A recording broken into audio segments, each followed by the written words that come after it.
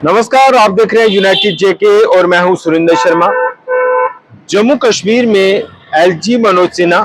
और उमर सरकार के बीच टकराव एक बार फिर खुलकर सामने आया है। इस बार उमर सरकार में मंत्री और deputy chief minister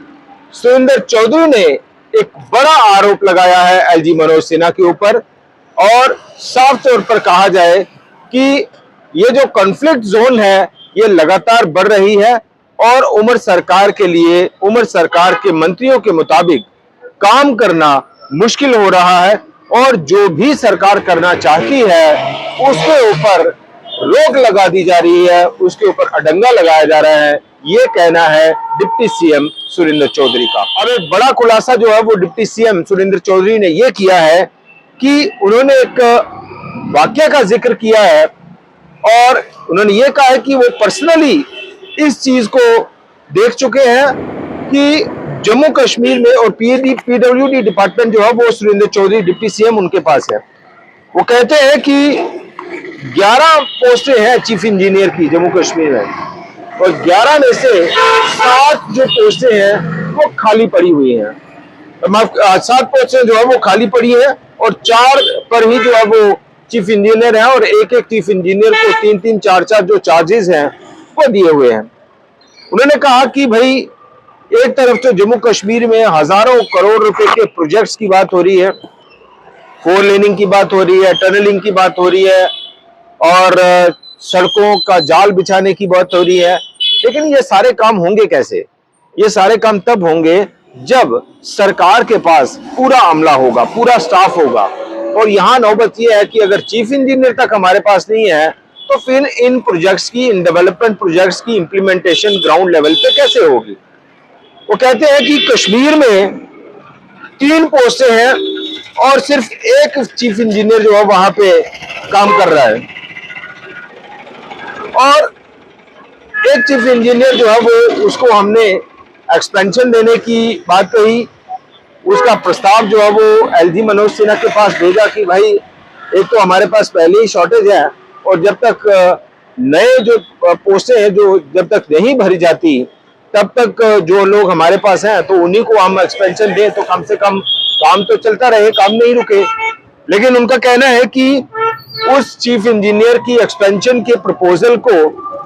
LG Manoj Sinha ने टर्न डाउन कर दिया, यानी वापस भेज दिया। और उसके बाद डिप्टी सीएम का यह कहना है कि मैं व्यक्तिगत तौर पर पर्सनली जो है वो उनके पास गया और हमने ये सारी बातें कही कि भाई काम कैसे होगा, डेवलपमेंट प्रोजेक्ट्स को कैसे हम ग्राउंड पे ले जाएंगे, इंप्लीमेंट करेंगे जब हमारे पास स्टाफ नहीं है। और बड़ी बात यह है कि जब ऊपर लेवल तक, चीफ इंजीनियर तक हमारे पास नहीं है तो फिर इन प्रोजेक्ट्स की इंप्लीमेंटेशन जो है वो कैसे होगी। और ये भी कहना है उनका कि हमने ये भी कहा कि एक्सपेंशन से उसको फायदा नहीं है, हमें फायदा है क्योंकि हमारे पास जो है वो जरूरत हमारी है। तो उसके बावजूद एलजी मनोज सिन्हा ने आज तक चीफ इंजीनियर के उस एक्सपेंशन के प्रपोजल को कंसीडर नहीं किया, उसको माना नहीं। और ये हालात हैं जम्मू कश्मीर में यूटी सरकार के दौरान कि यूटी सरकार जो उमर सरकार है वो जो करना चाहती है उसको रोका जा रहा है, स्टाफ नहीं है, अफसरों की मनमानी चल रही है और पूरी तरह से ये जो ड्यूअल कंट्रोल वाली जो बात है जो बार बार उमर सरकार ने कही है और उमर सरकार में तमाम मंत्रियों ने कही है कि भाई ड्यूअल कंट्रोल से कैसे हम जम्मू कश्मीर को चलाएंगे और जम्मू कश्मीर के लोगों की उम्मीदों पर कैसे खरा उतरेंगे। जो सरकार ने, पार्टी ने सरकार में आने से पहले जो लोगों से वायदे किए थे, जम्मू कश्मीर में जो डेवलपमेंट की बात कही थी, वो सारी बातें कैसे हम जमीन पर उतारेंगे क्योंकि हमारे पास पावर्स नहीं है, हमें काम नहीं करने दिया जा रहा। और ये हवाला डिप्टी सीएम सुरेंद्र चौधरी ने इस पर्टिकुलर इंस्टेंस को लेकर जो है वो बात कही कि ये हालत है जम्मू कश्मीर में कि एलजी जो है वो बार बार अपनी डोमेन तो क्रॉस कर ही रहे हैं, लेकिन साथ ही साथ जो सरकार की तरफ से जो प्रपोजल जा रहे हैं एलजी ऑफिस में, उन प्रपोजल्स को नहीं माना जा रहा, उन प्रपोजल्स को गंभीरता से नहीं लिया जा रहा और उन प्रपोजल्स को जो है वो ठंडे बस्ते में डाल दिया जा रहा है। और उमर सरकार के तमाम फैसलों पर एक तरह से रोक लगा दी जा रही है। जब ये प्रपोजल जो है वो सीएम से अप्रूवल होने के बाद जो है वो आगे भेजा चीफ इंजीनियर के एक्सपेंशन का, लेकिन उसके ऊपर कोई बात करने को तैयार नहीं, और सरकार की तरफ से जो भी प्रस्ताव जाते हैं एलजी ऑफिस में उनको जो है वो फिर ठंडे बस्ते में डाल दिया जा रहा है, और इस तरह से सरकार के कद को कम किया जा रहा है एलजी मनोज सिन्हा द्वारा बार बार। अगर ओवरऑल हम बात करें तो पिछले कुछ समय करीब 2 हफ्ते पहले हमने भी ये खबर की थी कि उमर अब्दुल्ला की कैबिनेट जो है वो उसका एक्सपेंशन हो सकता है, वो भी रुका हुआ है। वो एक्सपेंशन जो है वो सरकार नहीं कर पा रही। उमर अब्दुल्ला अपनी कैबिनेट जो है वो बढ़ाना चाहते हैं, वो नहीं बढ़ पा रही। उमर सरकार में इस वक्त जो है वो 6 मंत्री हैं विद चीफ मिनिस्टर। 9 तक जो है वो यूटी में परमिशन है, 9 तक जो है वो आप मंत्री बना सकते हैं, लेकिन 3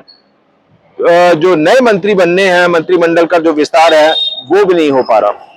दूसरी बड़ी बात यह है कि जो रिक्रूटमेंट प्रोसेस है, बड़े लेवल पे जो ब्यूरोक्रेसी है, उसकी ट्रांसफर्स, उसकी प्रमोशंस या बाकी सारी चीजें वो तो पहले से ही एलजी के अधिकार में है, और इसके अलावा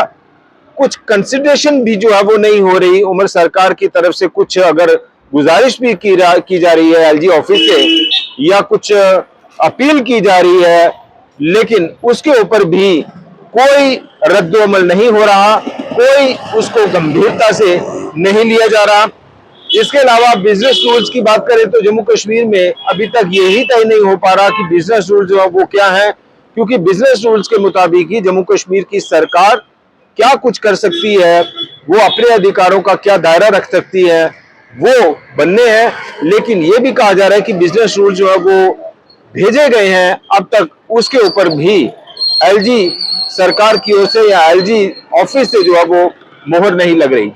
तो ये जो ड्यूअल कंट्रोल वाली जो बातें हैं, ये लगातार एलजी मनोज सिन्हा के ऊपर जो है वो हावी हो रही हैं, और एलजी मनोज सिन्हा पर बार बार ऐसे आरोप जो है वो लग रहे हैं कि भाई ड्यूअल कंट्रोल की वजह से एलजी मनोज सिन्हा जो है वो उमर सरकार को काम नहीं करने दे रहे। और इस तरह का एक जिक्र जो है वो आज डिप्टी सीएम सुरेंद्र चौधरी की तरफ से जो है वो किया गया। और